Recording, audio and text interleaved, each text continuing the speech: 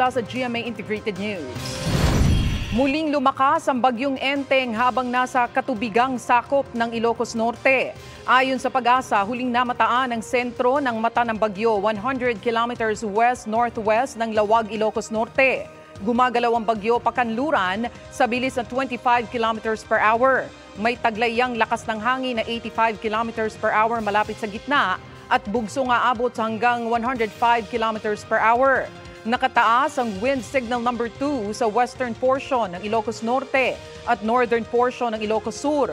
Wind signal number 1 naman sa natitirang bahagi ng Ilocos Norte, natitirang bahagi ng Ilocos Sur, northern portion ng La Union, gayon din ang Apayao, Kalinga at Abra.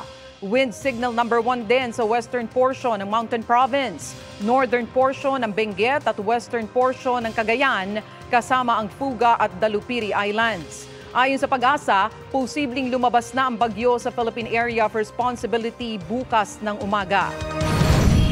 Narito naman ang iba pang balitang binabantayan ng GMA Integrated News.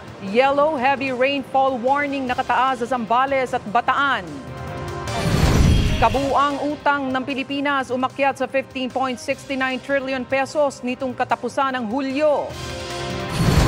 At sa 24 oras ang latest na impormasyon sa paghahanap kay Pastor Apollo Kibuloy. Para sa mas malaking misyon at mas malawak na paglilingkod sa bayan, ako po si Tony Aquino ng GMA Integrated News, ang News Authority ng Pilipino.